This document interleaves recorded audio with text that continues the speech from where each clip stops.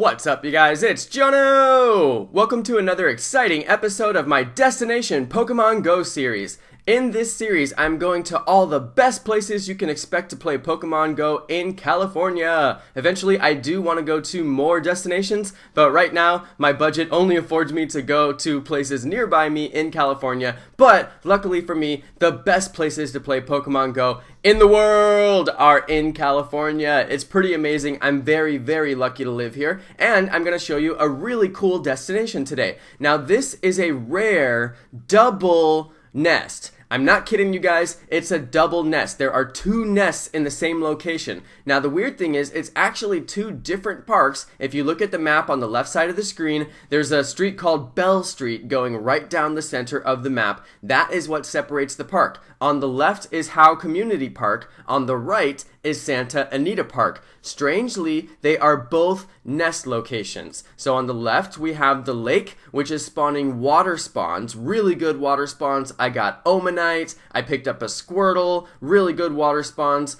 and it's also spawning Seel. So it's a Seel nest right now. From what I understand, it is not spawning Seel because of the lake. It is a rotation nest, meaning that any random Pokemon could have been spawning here, and it just happens to be Seel. Lucky for all the people who live nearby like me. Now on the other side of Bell Street, over on the right, is Santa Anita Park, where you can expect to find Electabuzz. There he is. So that's pretty exciting. Electabuzz is very rare, and I'm catching really good Electabuzz here in the nest. Good CP potential and good IVs. So I'm happy to see those happening, and it's really, really good spawns, really frequent spawns, and it's a very exciting time out here at this double nest right now. I do highly recommend getting over here and working the double nest action. So what can you expect after nest rotation? Well, nobody knows what is next on the nest rotation, but I'm sure you can expect that this will continue to be a double nest. I don't think that one of the nests will go away, similar to how my nest near my house went away at Curtis Park.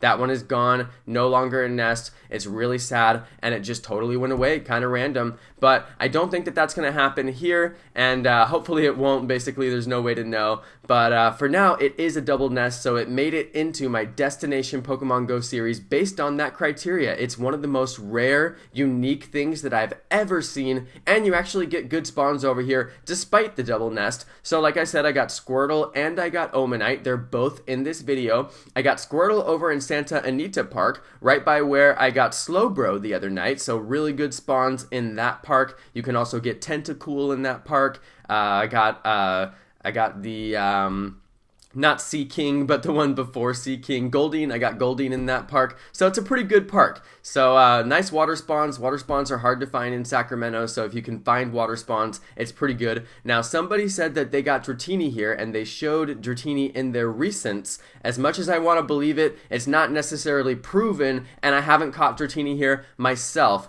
But if we can trust that person's screenshot, which I think we can, the person said they caught Dratini here, and I think that's pretty amazing. So it's possibly one location in Sacramento where you can get Dratini other than Cameron Park Lake, which is the only location that is known in Sacramento to get Dratini.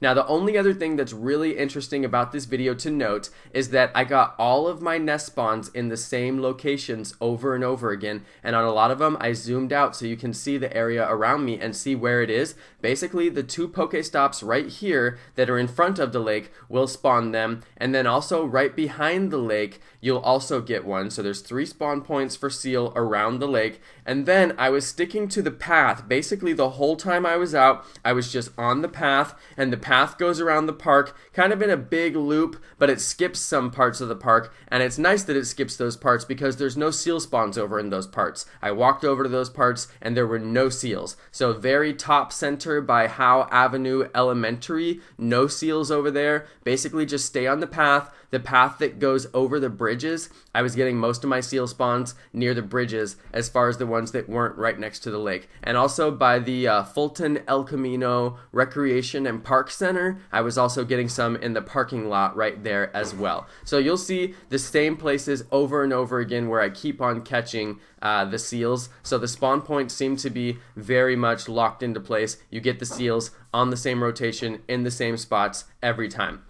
So my Basically, how I was doing this park was I would do a loop around the lake, do a loop around the bottom left of the park over by Cottage Way because that's the way the trail goes, and I was getting one or two over there as well. And then I would make my loop end over at Bell Street by the crosswalk, and I would cross over into Santa Anita Park and then run straight through Santa Anita Park and catch all the Electabuzzes and then run back out of Santa Anita Park for time management purposes and then go back and do another loop and catch all the seals that had spawned. That was doing really, really well for me, and you'll notice that my candies over the night just keep on going up and up and up. I ended up with over 100 seal candies for my time here. I came in with about 50, so I was able to get enough for an evolution just in one night, and that's not with the event going on. That was without the event going on, so that's normal spawn rates. Now here's my little buddy Squirtle. He was pretty random. Very happy to find a Squirtle here, and I did find an Omanite as well. So I'm going to let you guys watch the rest of these catches. I'm going to get out of here and get back to my Saturday, but thank you everybody for watching. Watch the rest of my catches. It was a lit night. I caught a bunch of good Pokemon, mostly Seel and Electabuzz,